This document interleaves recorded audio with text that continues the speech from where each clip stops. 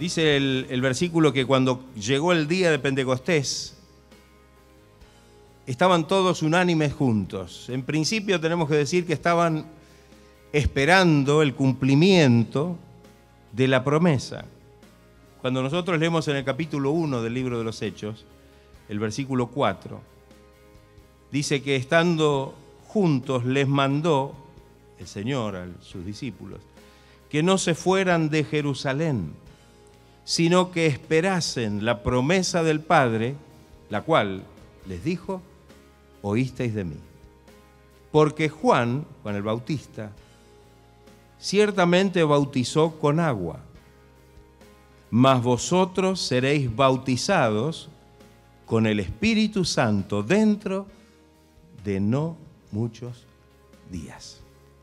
Ahí estaba la última promesa. Por supuesto, Jesús ya les había hablado acerca de esto. Cuando leemos el Evangelio de Juan, especialmente los capítulos 14 y 16, tenemos una mención muy importante acerca de cómo Jesús prometió la venida del Espíritu Santo. Los estaba preparando, era necesario que Él se fuera porque les dijo: si yo no me voy, no les puedo enviar al Espíritu, al Consolador. Mas si me fuera, os lo enviaré, el Espíritu de verdad, para que esté con vosotros para siempre. Qué maravillosa la promesa, una promesa gloriosa. En el capítulo 16 encontramos y sigue hablando acerca de esta promesa, de la venida del Espíritu Santo y bueno, de alguna manera una descripción maravillosa de cuál sería el ministerio del Espíritu Santo enviado por Dios y por Jesús. Amén. De tal manera que bien les explicó y les dijo que cuando Él venga convencería, ¿se acuerdan? Hace poco predicamos de esto, al mundo de pecado, de justicia y de juicio. Y de alguna manera todo esto que el Señor anunció estaba también en relación con el cumplimiento del hecho de que el Espíritu Santo haría real y patente, real, de una manera muy específica, la presencia no solamente del Espíritu como tal, como la tercera persona de la Trinidad, sino también que estaría poniendo de relieve la presencia también de toda la deidad, del Padre y del Hijo también. El Señor en esa misma promesa le dijo que vendrían y harían morada con ellos, es decir, con los discípulos y con los que nosotros hoy somos sus discípulos. De tal manera que es algo maravilloso que podamos nosotros entender que el Espíritu Santo en este tiempo tiene un ministerio específico, pero también hace real la presencia del Padre y del Hijo. Creo que muchas veces hemos dicho, y lo han escuchado otras tantas, que no podemos separar a la Trinidad, que donde está el Padre, está el Hijo y está el Espíritu. Donde está el Hijo, está el Padre y está el Espíritu. Y donde está el Espíritu, está el Padre y el Hijo. De tal manera que, así como cada una de las otras dos personas estuvo presente en la manifestación de una de ellas, el Padre como el eminentemente creador en el principio, luego la venida del Hijo como el Salvador, y ahora con la venida del Espíritu Santo como el revelador, de alguna manera toda la plenitud de la deidad, como dice Pablo, está presente para que nosotros podamos ser llenos y estar, como dice Pablo también, completos en Él. Esto quiere decir que cuando recibimos esta bendición, no necesitamos ninguna otra. Esto quiere decir que cuando somos llenos de esta plenitud de Dios, del poder, la gracia del Espíritu Santo, que nos hace real la presencia de la deidad en su plenitud, nos deja completos. Y ya no tenemos ninguna otra necesidad, sino que nos gozamos, nos alegramos en la presencia gloriosa del Señor. En esta noche estamos siendo bendecidos porque estamos no solo recordando, sino porque estamos dando testimonio de que lo que dice la palabra y lo que ocurrió en aquel entonces sigue ocurriendo hoy en nuestro medio. ¿Tiene usted el Espíritu Santo de Dios? ¿Ha recibido usted la promesa del Espíritu Santo? ¿Es su cuerpo, su vida, templo del Espíritu Santo, como dice la palabra? Esto es para usted. Cuando Pablo habló después de la manifestación del Espíritu y de todo lo que sucedió en ese instante en que descendió el Espíritu Santo sobre los 120 que estaban en el aposento alto, el apóstol, entre las cosas, entre la prédica que fue tan hermosa, inspirada por el Espíritu, dijo: porque para vosotros es la promesa, y para vuestros hijos, y para todos los que están lejos, y para cuantos el Señor nuestro Dios llamare. Fíjese que esto nos abre un panorama muy grande, no solamente en que es para todos, sino que es para todos los tiempos, nos incluye a nosotros hoy. Fue para ellos, para sus descendientes, que son sus hijos, para todos aquellos que estaban lejos, quizá entendiendo por esto aquellos que no eran parte de ese pueblo, como creemos nosotros y lo manifiesta claramente la palabra, que el Evangelio se difundió para que todo aquel que cree en el Señor no se pierda, sino que tenga vida eterna, siendo judío o gentil, y todos puedan tener derecho y acceso a esta bendición gloriosa. Y también a cuantos el Señor nuestro Dios llamare, a todos aquellos que reciban este glorioso llamado del Señor. Que Dios quiera que en esta noche podamos realmente sentir esta confirmación y, como dije antes, que podamos dar testimonio de esta maravillosa verdad.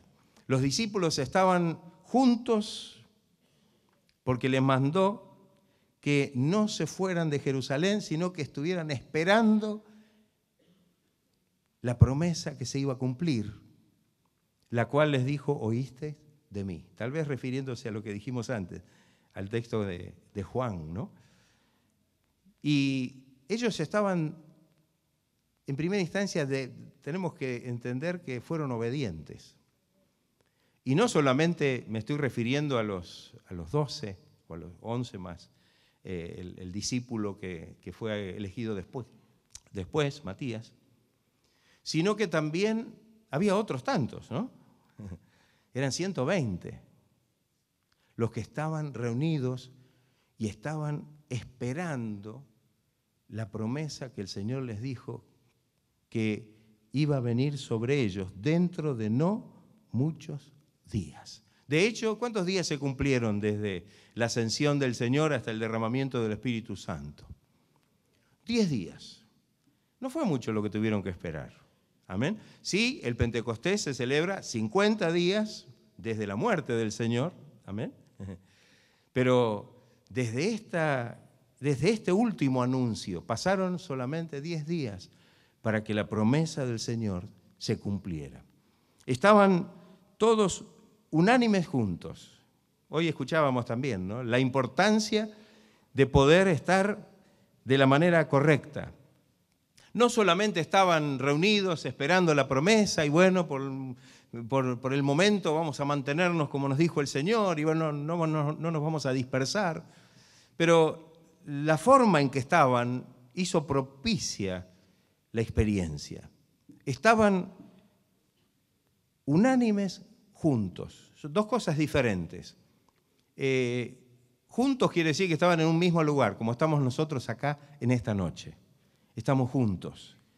Pero también dice que estaban unánimes. ¿Qué quiere decir que estaban unánimes? En una misma alma. Estaban en una perfecta comunión espiritual en cuanto a propósito.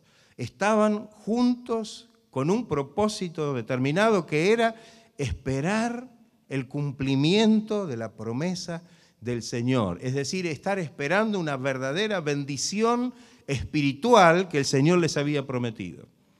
Y cuando nos reunimos con estos dos ingredientes, es seguro que la bendición de Dios va a obrar y la bendición de Dios va a descender. Creo que tenemos algunos textos que siempre mencionamos en estos casos, como el Salmo 133:1, que dice: mirad cuán bueno y cuán delicioso es habitar los hermanos juntos Y aquí usa otra palabra que es armonía, en comunión, en una verdadera coinonía espiritual. Ahí está, es como el buen óleo que desciende sobre la barba de Aarón, y que baja hasta el borde de sus vestiduras. Es como el rocío de Hermón, que desciende sobre los montes de Sión. Dice, porque allí, ¿qué pasa? Envía Jehová bendición y vida eterna.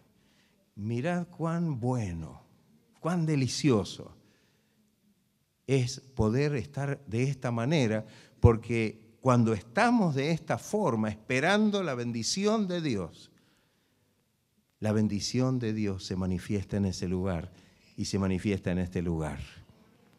Y yo creo que eso es lo que entendemos, que es tan necesario. Cuando miramos esto y tenemos algunas referencias, no solamente el día de Pentecostés, sino tal vez unos días o en otras fechas posteriores, de qué manera realmente el Señor estaba bendiciéndolos cuando ellos se reunían. En Hechos capítulo 4, un pasaje que es muy hermoso también, leemos dos versículos, el 24 y el 31. Dice que ellos, habiéndolo oído, alzaron unánimes la voz a Dios y dijeron, soberano Señor, tú eres el Dios que hiciste el cielo y la tierra y el mar y todo lo que en ellos hay. El versículo 31 dice que cuando hubieron orado, el lugar en que estaban congregados, ¿qué pasó? Tembló. Y todos fueron llenos del Espíritu Santo y hablaban con denuedo la palabra de Dios. Dice que ellos, habiéndolo oído, ¿qué hicieron? Alzaron unánimes en una misma alma, en una comunión. Este texto está referido cuando Pedro y Juan volvieron a los suyos después de haber estado ahí recibiendo alguna reprimenda de los sacerdotes y algunas amenazas para que no siguieran hablando ni predicando acerca de Jesús. Pero dice que cuando ellos fueron a los suyos, ¿y quién eran los suyos? No eran los parientes en la carne, sino que era la iglesia, eran los hermanos que estaban haciendo ¿qué? ¿Estaban tomando mate? Seguramente no, estaban reunidos y cuando ellos llegaron a ese lugar, se unieron a esa comunión, a esa unanimidad de espíritu, y dice que clamaron al Señor, oraron a Dios. Y dice que cuando hubieron orado, no fue una oración muy larga, pero fue una oración de fe, una oración donde confesaron que realmente ellos estaban dispuestos a seguir adelante. Y era una oración que nos llama la atención, porque no pidieron que Dios los defendiera de las amenazas o de los peligros, sino que les diera valor, denuedo, para seguir predicando la palabra del Señor. Y dice que cuando ellos, en ese espíritu, oraron a Dios y terminaron la oración, el lugar donde estaban congregados, otro pequeño Pentecostés, ¿no? Porque dice algo muy parecido. El lugar donde estaban congregados tembló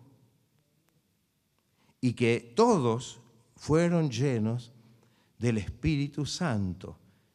Y después salieron sin temor y hablaban con valor, con denuedo, la palabra de Dios. Creo que como primera cosa, porque a veces decimos, bueno, qué lindo que el Espíritu Santo nos llene y seamos llenos de la presencia del Espíritu Santo, y creo que todos debemos tener ese sentir. Y no solamente porque algunos dice, ¿usted recibió el Espíritu Santo? Sí, yo lo recibí, mire, lo tengo anotado en la Biblia. Lo recibí tal día y tal, muy lindo.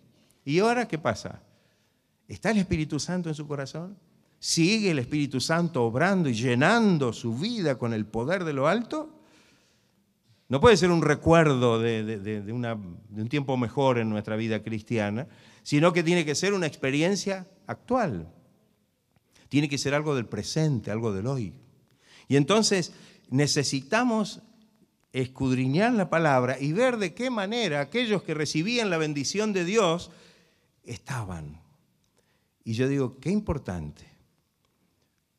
Aquí hay solamente dos cosas, juntos y unánimes en un mismo espíritu. Por supuesto, en el Nuevo Testamento tenemos muchas referencias acerca de la importancia de la unidad, ¿o no es así? Cuando Pablo le escribe a los corintios, que les dice que debían ser todos de un mismo sentir, de un mismo parecer, hablar una misma cosa, que no hubiera entre ellos divisiones. Cuando le escribe a los efesios, que le habla acerca de la importancia de poder estar unánimes en el espíritu, unidos de una manera perfecta, y ahí menciona muchos de los puntos importantes que tienen que ver con la unidad del cuerpo de Cristo, que es la iglesia. Y yo digo, tenemos muchas referencias en el Nuevo Testamento especialmente que hablan de la importancia de poder tener esta unidad. Y a veces yo me pregunto, ¿tenemos esta unidad? Los amenes no tan fuertes, pero sí que nos hace pensar esta unanimidad de espíritu, porque sí que nos juntamos, pero el ingrediente fundamental es el estar en un mismo espíritu para que la bendición de Dios no tenga estorbo y pueda llegar y llenar nuestros corazones y podamos tener una experiencia donde todos podamos recibir la bendición de Dios. ¿Qué le parece? ¿Usted no cree que es necesario que en este tiempo se repita? Porque estamos hablando de que queremos que se repita la bendición de Dios, pero si queremos que se repita la bendición de Dios, se tiene que repetir la condición en que estaban los que estaban esperando la bendición de Dios. Entonces, si queremos que el Señor derrame su espíritu y llene cada corazón y que la gloria de Dios se manifieste con poder, necesitamos estar en la condición necesaria para que esa bendición pueda llegar y pueda llenarnos a todos, donde podamos estar en un mismo espíritu y en una misma comunión, en una relación de comunión espiritual que permite que entonces la bendición de Dios pueda llegar y llenar la gracia, con su gracia nuestros corazones. Y podemos volver a hacernos la pregunta, ¿estamos en esa situación? ¿Estamos en esa unanimidad? No cabe duda que estamos juntos, que estamos en Ramón Castro 3663 Olivos. Pero yo creo que esa es la parte que nadie puede negar. Pero ¿estamos en un mismo espíritu? ¿Estamos en comunión espiritual? ¿Estamos en una verdadera comunión de espíritu en la presencia de Dios? Fíjense cuántos consejos hay en la Biblia acerca de poder realmente crecer en la fe, crecer en la vida espiritual, la madurez cristiana, para que podamos tener una interrelación donde lo que se privilegie sea el amor de unos para con otros. Entonces nos habla de la paciencia, nos habla de la tolerancia de unos con otros, nos habla de que debemos estar unos dispuestos a perdonar al otro y en ese espíritu de comunión y de unidad, seguramente la bendición no va a faltar. Seguramente la gracia y la bendición de Dios va a llenar nuestros corazones.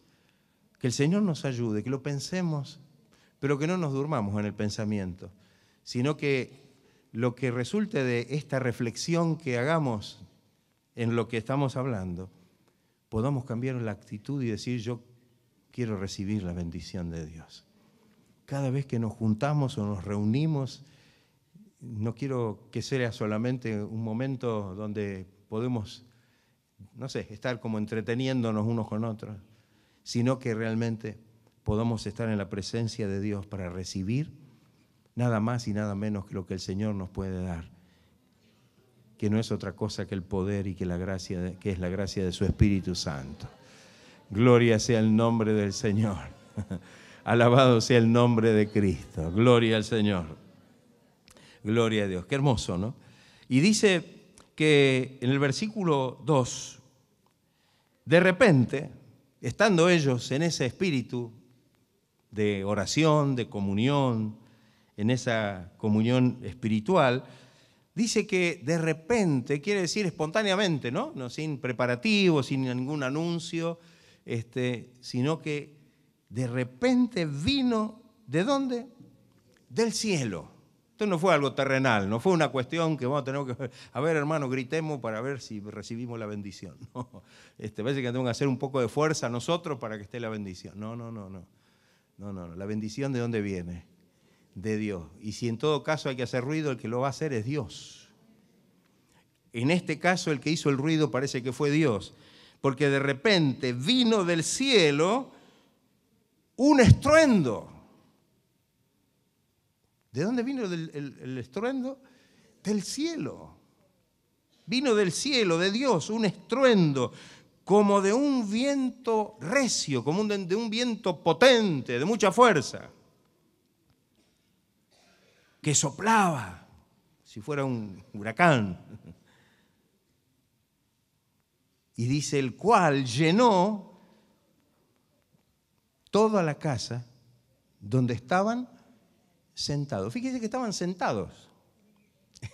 Porque a veces, ¿no? Parece que estamos... No. Estaban sentados. Estaban en una actitud, si se quiere, tal vez... Pero estaban en comunión. Y estaban en un espíritu realmente, tal vez de adoración a Dios y de oración, de comunión en la presencia de Dios. Y allí viene esta manifestación poderosa. Y dice que vino del cielo como un estruendo. Hay muchos testimonios, a veces en la Biblia, por supuesto no los vamos a leer todos, pero hay testimonios en que Dios ha usado y se ha escuchado o ha actuado a través de sacudir un poco la cosa, ¿no? Dice en Éxodo 20, 18, si lo quieren buscar, si no, yo lo leo directamente y pueden anotarlo y después lo buscan. Todo el pueblo observaba el estruendo y los relámpagos y el sonido de la bocina, que no sabemos qué bocina era, no era un acople. Y el monte humeaba. Estamos hablando del monte, ¿qué monte estamos hablando? Sinaí, donde Moisés, ¿qué recibió en el monte Sinaí? Las tablas de la ley. Y el monte que humeaba, y viéndolo el pueblo, temblaron y se pusieron de lejos. Ahí está, la manifestación del poder de Dios. Un estruendo, como si fuera un trueno, ¿no? Porque habla de relámpagos, tal vez el gran estruendo era como una especie de se me hace pensar que fue como un gran trueno. Usted vio lo que es cuando, ¿no? Cae un rayo, hay un trueno, es algo que sacude todo. Era o demostraba la presencia de Dios. Estuve mirando en Ezequiel, capítulo 3, versículo 12. Hay otra mención.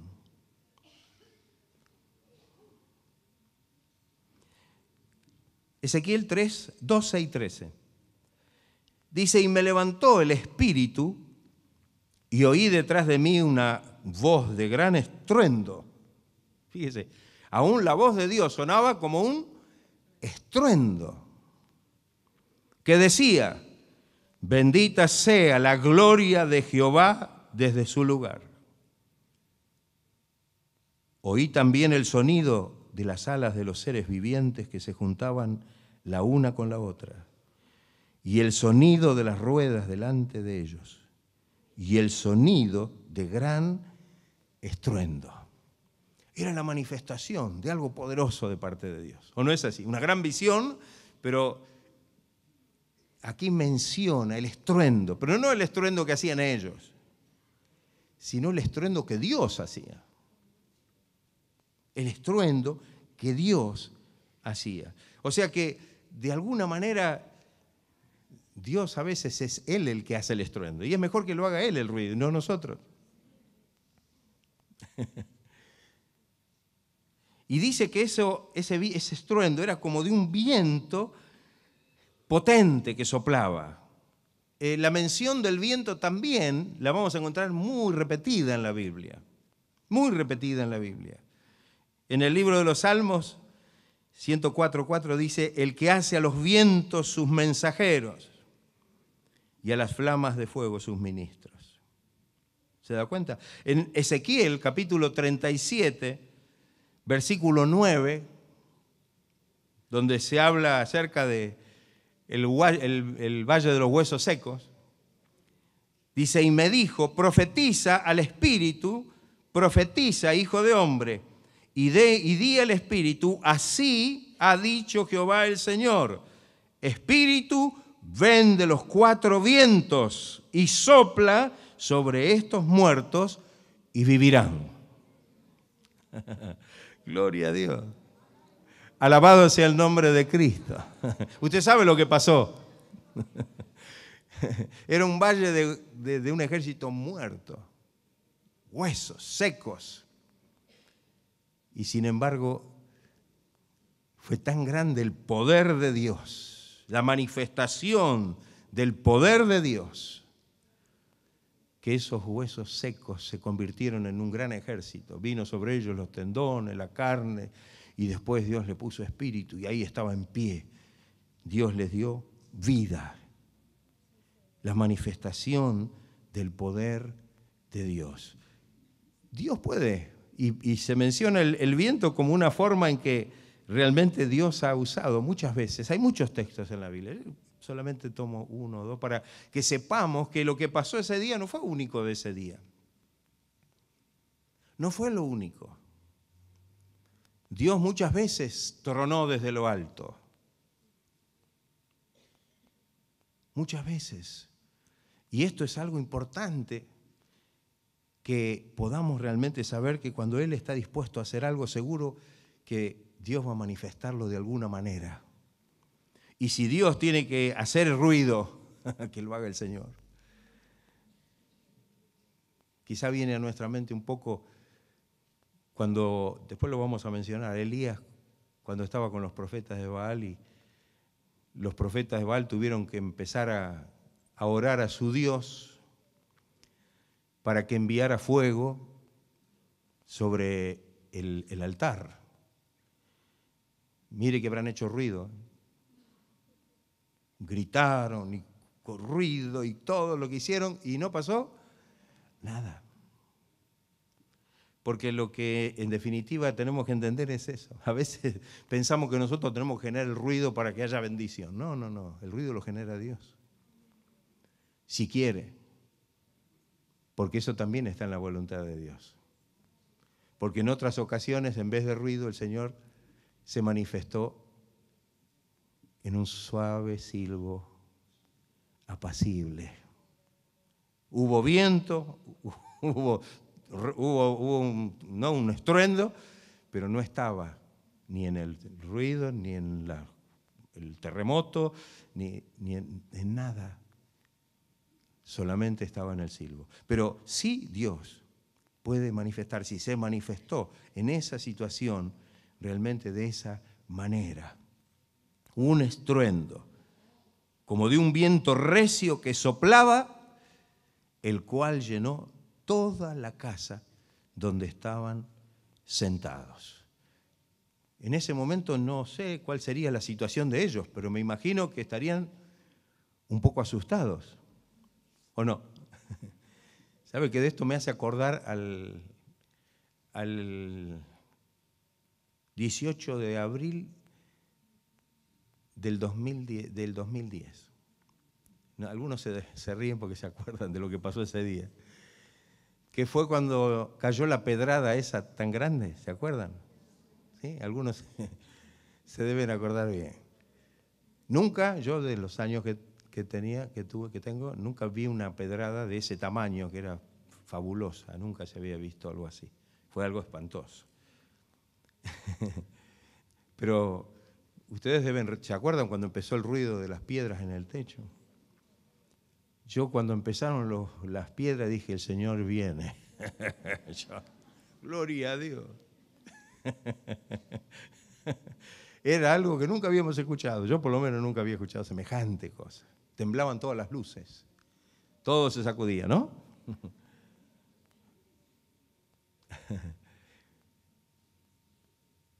Me imagino que aquellos 120, cuando empezaron a sentir semejante estruendo y ese viento que entró y llenó la casa como un viento potente, habrán dicho, ¿qué está pasando? Y el versículo 3 dice, y se les aparecieron lenguas repartidas como de fuego, asentándose sobre cada uno de ellos. Gloria sea el nombre del Señor. En medio de todo eso, dice que se les aparecieron lenguas repartidas de fuego, ¿no? Llamitas quiere decir, lenguas de fuego, una lengua de fuego es una llama, ¿no? Una llamita. Entonces podemos entender que era como que sobre cada uno de ellos dice que se asentó una lengua de fuego, como una llamita. Una cosa extraña, ¿no? Una cosa extraña. Decimos, ¿qué es esto que está pasando? De alguna manera ya estaba prometido que el Espíritu Santo, o la promesa del Espíritu Santo, vendría con fuego. Ahí en Lucas 3:16 respondió Juan diciendo a todos, yo a la verdad os bautizo en agua, pero viene uno más poderoso que yo, de quien no soy digno de desatar la correa de su calzado. Él, dijo Juan el Bautista, Él os bautizará en Espíritu Santo y fuego. Ahí estaba la promesa. Estaba la promesa. Vendría el Espíritu Santo y fuego. También el fuego, de alguna manera, es una señal y una manifestación poderosa de Dios. Y por supuesto, muchas cosas o muchas veces esa manifestación, podemos decir que, o dividirla en dos partes, ¿no? El fuego, como muchas veces representa el juicio o la ira de Dios, o el castigo divino, o la prueba, ¿no? Cuando dice la palabra, el fuego de prueba que os ha sobrevenido, ¿no? Entonces, de alguna manera puede significar ese tipo de experiencia, pero también el fuego se manifiesta como un acto de purificación, porque el fuego purifica, y de eso se toma el ejemplo para hablar de la purificación de nuestra vida, de nuestra fe, ¿no? Que así como se purifica el oro por el fuego, así nuestra fe es necesaria que pase por el fuego para que sea purificada. La presencia de Dios, el poder, la gloria de Dios, la respuesta a la oración, muchas veces llega o llegó como una manifestación del fuego de Dios. En el libro de Éxodo tenemos una mención que ustedes conocen, capítulo 3. Y se le apareció el ángel de Jehová a Moisés en una llama ¿de qué? De fuego. Una llama de fuego. En medio de una zarza, y él miró y vio que la zarza ardía en fuego y la zarza no se consumía. O sea que Dios acá está usando el fuego para llamar a Moisés. La manifestación de ese fuego era llamar a Moisés a un ministerio que ustedes ya conocen cuál fue. El de sacar a su pueblo de Egipto y llevarlo a la tierra prometida. Después el fuego se vio cuando el pueblo de Israel salió y la columna de fuego estaba sobre ellos durante la noche, así como la columna de nube estaba durante el día, la de fuego estaba sobre ellos, significando la presencia de Dios en medio de su pueblo. Ese fuego significa la presencia de Dios. En el capítulo 24, versículo 17, dice, y la apariencia de la gloria de Jehová era como un fuego abrasador en la cumbre del monte, a los ojos de los hijos de Israel. O sea que la apariencia de la gloria de Dios era como un fuego. El fuego estaba representando la gloria de Dios. Qué maravilloso esto, ¿no? El fuego de Dios, el fuego de Dios. Por supuesto, mencionamos a Elías y a los profetas de Baal, que cuando los otros hicieron toda clase de ruidos y de clamores y de cosas tan terribles como cortarse y nada, ese dios cananeo estaba más muerto. Pero cuando Elías hace una breve oración, descendió fuego del cielo y consumió todo, dice, lo que estaba puesto, el holocausto, la leña, las piedras, y consumió todo, y dice que lamió hasta el agua que había en las zanjas que se había echado en demasía, hasta lamió el agua de las zanjas. La presencia en respuesta, la manifestación del poder de Dios en respuesta a la oración. En 2 de Crónicas 7:1, cuando Salomón acabó de orar, en un momento muy significativo, ¿qué estaba pasando? ¿Por qué estaba orando? ¿Qué se estaba presentando? ¿Sobre qué cosas se estaba orando? El templo. Y dice que cuando Salomón acabó de orar, descendió, ¿qué? Fuego de los cielos y consumió el holocausto y las víctimas, y la gloria de Jehová llenó la casa. Qué maravilloso. Queremos que venga el fuego de Dios. No se me vaya a venir vestido de amianto. Deje que el fuego de Dios pueda obrar con poder. Amén, hermanos. Este fuego, esta manifestación, este evento era trascendente. Era el cumplimiento de una promesa. La venida del Espíritu Santo. Y se manifestó con fuego.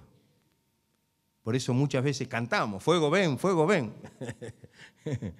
Fuego ven, el fuego de Dios, que nos hace notar que la presencia de Dios está con nosotros y que la gloria de Dios se está manifestando en medio nuestro. ¿Usted quiere que el fuego de Dios en esta noche arda en nuestros corazones, en nuestras vidas?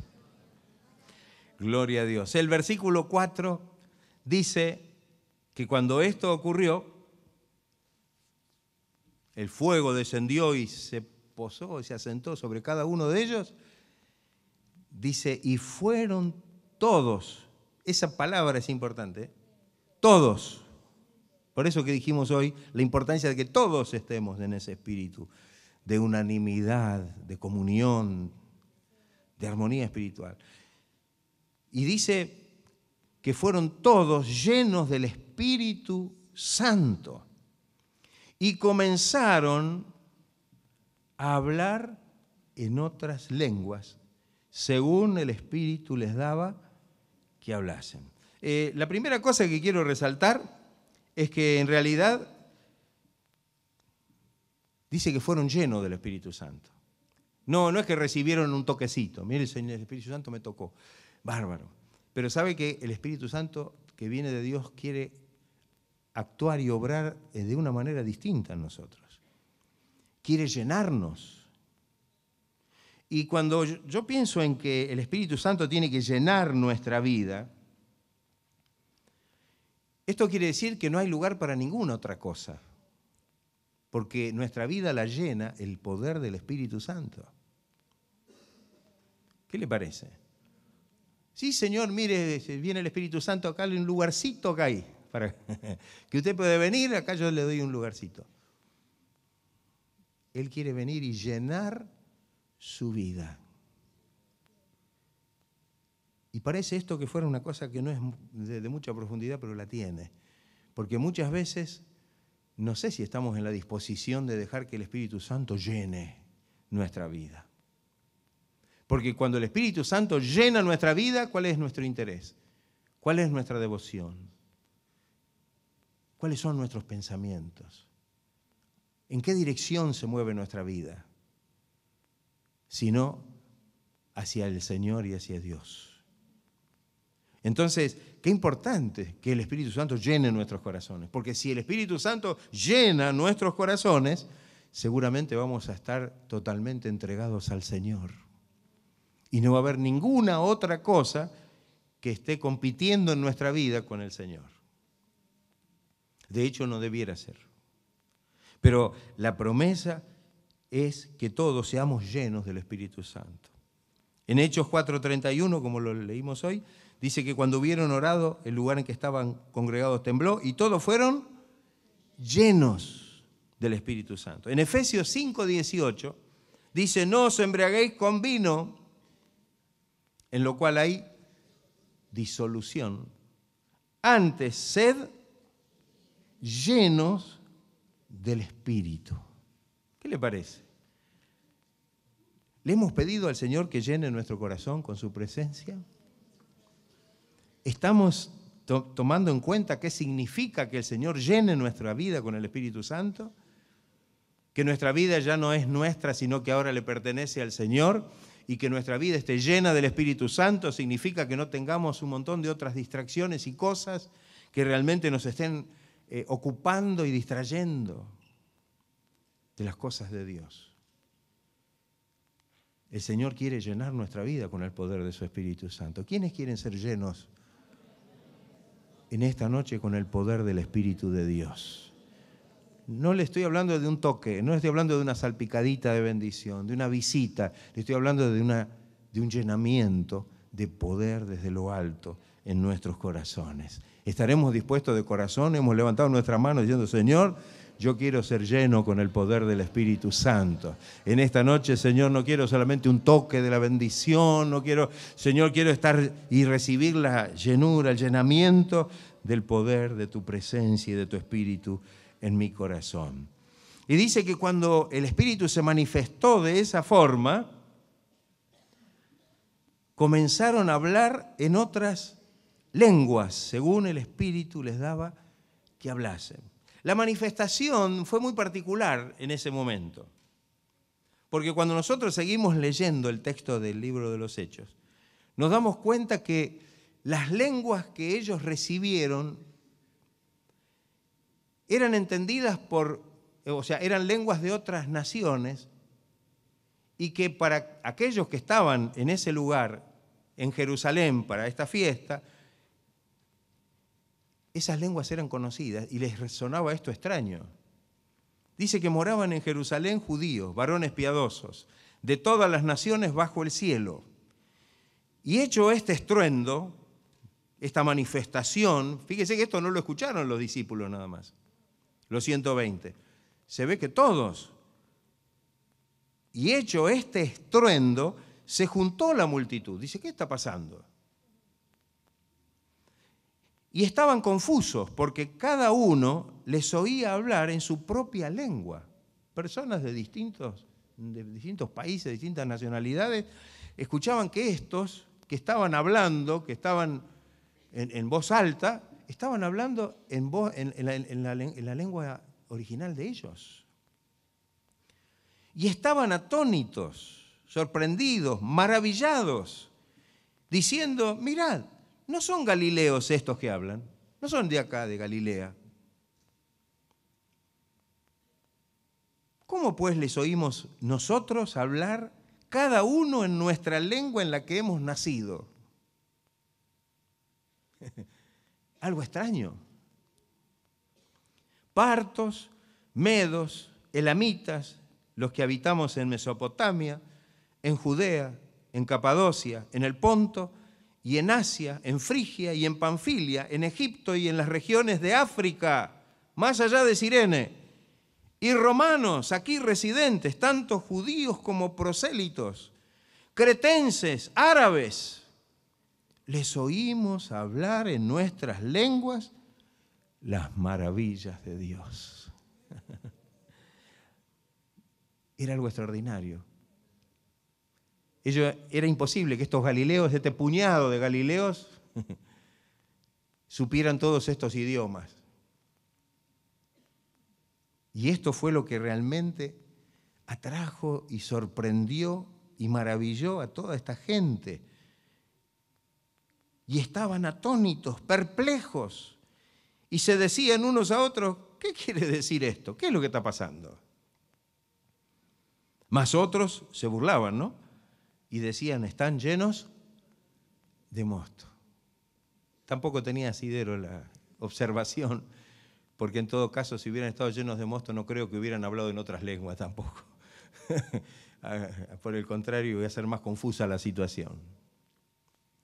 O sea que la manifestación que se dio aquí fue algo como para poder llamar poderosamente una bendición y una llenura del Espíritu Santo para ellos, pero también algo que llamó la atención de toda la multitud que se reunió frente a esto que estaba pasando, frente a esto que estaba ocurriendo. Lógicamente, la Biblia nos muestra que Pedro, cuando escuchó y vio toda la situación que se estaba dando, ahora lleno del Espíritu Santo, Pedro comenzó a predicar. Y por supuesto, su palabra, su mensaje, fue un mensaje maravilloso. No fue un mensaje que halagara el oído de los que lo estaban escuchando, porque si no lo vamos a leer todo, pero sabemos que de alguna manera les está diciendo que esto es lo que profetizó el profeta Joel cuando dijo que esto iba a pasar, y enseguida empezó Pedro a hablar de Jesús. Varones israelitas, oíd estas palabras: Jesús Nazareno, varón aprobado por Dios entre vosotros, con maravillas, prodigios y señales que Dios hizo entre vosotros, por medio de él, como vosotros mismos sabéis. A este, entregado por determinado consejo y anticipado conocimiento de Dios, les dijo: prendisteis y matasteis por manos de inicuos crucificando. Mire que fue fuerte el mensaje. Fue un mensaje. Después les dijo: al cual Dios lo resucitó, suelto los dolores de la muerte, por cuanto era imposible que fuera retenido por ella. Y ahí el mensaje fue un mensaje poderoso, lleno del Espíritu Santo. Pedro pudo hablar de esta manera y fue tal el impacto de la palabra que cuando ellos escucharon esto, ¿qué dijeron? Varones hermanos, dice que se compungieron de corazón y dijeron: ¿qué haremos? ¿Se da cuenta? Ahí estaba esa manifestación del poder del Espíritu Santo. Y qué importante el hecho de que esto era una señal para que pudieran realmente ver que esto que estaba pasando no era de ellos, sino que era de Dios, sino que verdaderamente era algo sobrenatural que estaba ocurriendo y que Dios era el que estaba actuando, accionando a través de esa circunstancia. Porque de alguna manera, cuando el creyente también es lleno del Espíritu Santo, también es el momento o el tiempo en que su vida comienza a ser un verdadero testimonio frente a los demás, ¿o no es así? Claro. Desde ya. Cuando notamos esto, y algunos dirán: bueno, pero no es que hablaron a lo mejor en una lengua angélica o en una lengua que no podían comprender. Mire, seguramente ellos no entendían la lengua que hablaban. Capaz que uno estaba hablando en un idioma y no sabía que estaba hablando, ni siquiera tal vez sabía qué era lo que estaba diciendo. Pero Dios lo había dado de esta manera para que esto fuera en principio una señal para ellos, pero también para los demás.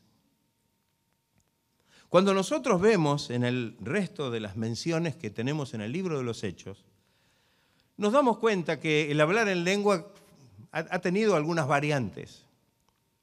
Porque en definitiva, muchas de las veces que se menciona el hablar en lengua, evidentemente dice que el que habla en lengua, en realidad, habla para Dios. El que habla en lengua. Y ahí cuando nosotros empezamos a ver esto, notamos alguna mención o alguna diferencia.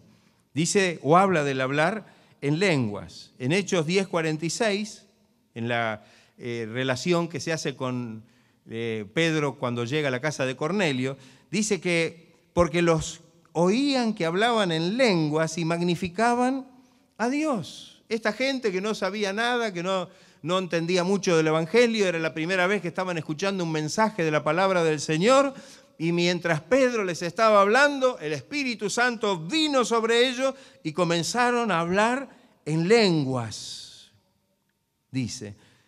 En 1 Corintios 14, 18, cuando Pablo va a los Corintios, dice, doy gracias a Dios, y habla, les enseña acerca del uso de este don.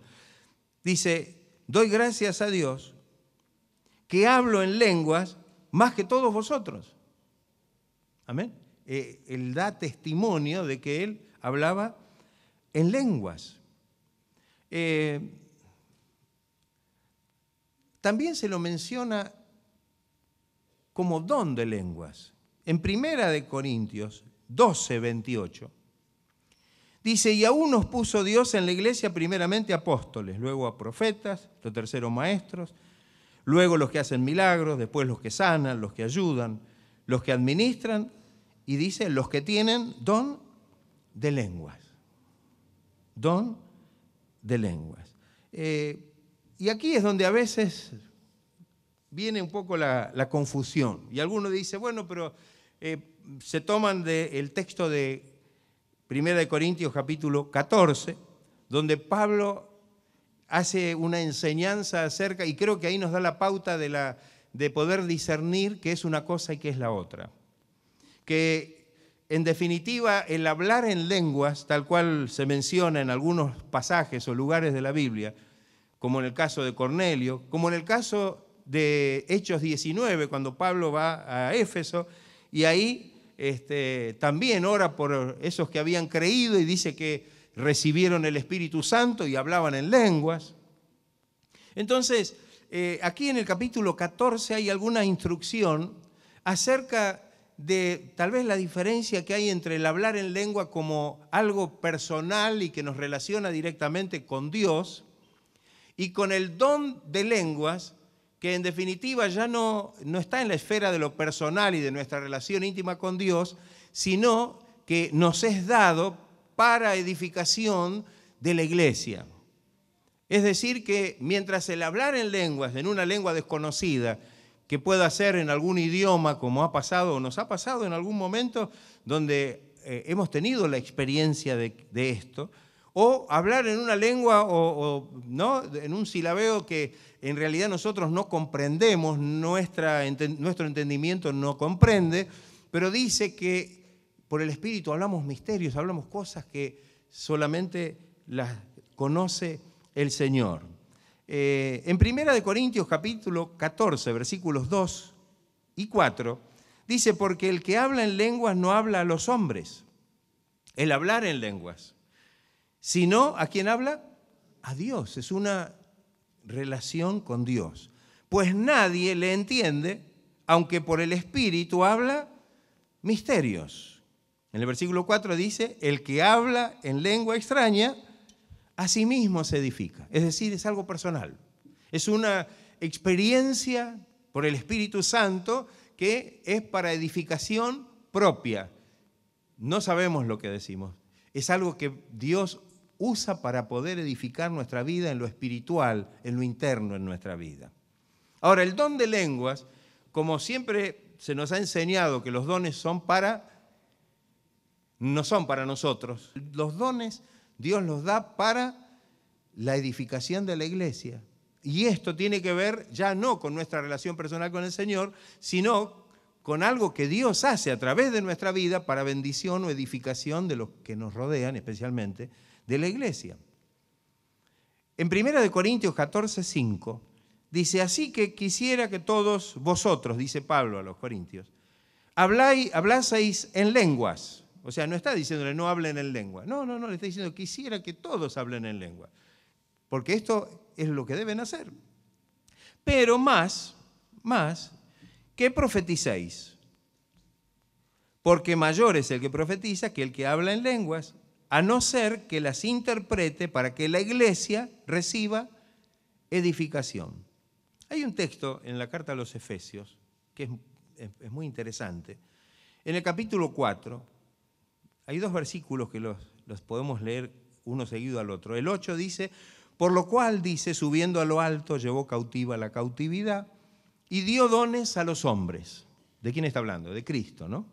Dio dones a los hombres. Ahora, cuando menciona esos dones, que no los voy a mencionar porque son diversos, pastores, evangelistas, maestros, dice, a fin de perfeccionar a los santos para la obra del ministerio, para la edificación del cuerpo de Cristo, para la edificación del cuerpo de Cristo. De tal manera que entendemos que estas dos cosas se complementan. No es que es una u otra. Entonces nadie puede hablar en lengua a menos que en algún momento, como dice Pablo, tenga la interpretación de la lengua y pueda ser un mensaje que los demás, todos, podamos entenderlo. Mientras esto no sea dado en el ejercicio de ese don para que la iglesia sea edificada por medio de una palabra que se pueda entender como un mensaje que nos llega, en realidad ahí es donde tenemos que entender la diferencia. Digo esto y creo que es importante porque hay veces que hay algunos que dicen que no hay que hablar en lenguas porque en realidad eso era para el tiempo de los apóstoles y que en realidad lo único que se puede tener en cuenta es que si alguien habla en lengua tiene que haber alguien que lo interprete. Y sabe una cosa, son dos cosas diferentes. Uno es el don de lenguas, por medio del cual Dios puede dar a uno un mensaje en una lengua determinada, sin que sepa qué es lo que está diciendo, porque es por el Espíritu, y a otro, por el Espíritu, Dios le da la interpretación de lo que el otro está diciendo para que pueda trasladarlo o para que de esa manera pueda hacer esa palabra de edificación para la iglesia. Cuando uno habla en lengua, en lo personal, es para poder verdaderamente ser edificados. No estamos tratando de dar un mensaje de confusión que los deje a los demás con la boca abierta, sino que es una expresión de adoración en la presencia del Señor. Y creo que, como decía Pablo, es necesario que todos podamos hablar en lenguas, que todos podamos recibir. A lo mejor sí, en eso estoy de acuerdo, no todos recibimos el don de poder dar un mensaje en lengua o el don de interpretar esa lengua para que ese mensaje pueda ser entregado a la iglesia para edificación. Pero el hablar en lenguas como señal del recibimiento de la promesa del Espíritu Santo y esa bendición que nos hace ser edificados interiormente para estar en la presencia de Dios, creo que esto no lo podemos cortar, sino que, por el contrario, debemos abrir el corazón y debemos propiciar el hecho de que el Espíritu Santo pueda obrar y que cada uno pueda recibir esta bendición y este bautismo poderoso y glorioso del Espíritu Santo. Si a alguien Dios le da el don, como puede ser cualquier otro don, le da el don de poder dar un mensaje, y hemos tenido experiencias en algún momento, de dar un mensaje en otro idioma que a lo mejor ni siquiera el que lo dice tiene noción de lo que ha dicho. Pero hay otra persona que tampoco conoce a lo mejor ese idioma, pero que puede o tiene de parte de Dios la interpretación para dar un mensaje. Ahora, fíjese la importancia de que todo esto sea de Dios. Porque si esto, tanto una cosa como la otra, llegan a ser solamente impulsos humanos o cosas que podamos imitar carnalmente, puede conducir a la iglesia a un desastre. Entonces, por eso es que no tomamos esto a la ligera y que solamente cuando a Dios le place usar este medio para poder hablarnos de alguna manera específica en un determinado momento, el Señor está en la total libertad para que Él haga lo que Él quiere y como Él quiere en cada uno de nosotros. Pero en lo que respecta a la recepción del bautismo del Espíritu Santo, hermano y hermana, esta promesa es para usted y esta promesa es para mí. Es para que todos podamos recibir esta gracia maravillosa del Espíritu Santo, hablemos en lengua, estemos realmente en comunión con el Señor.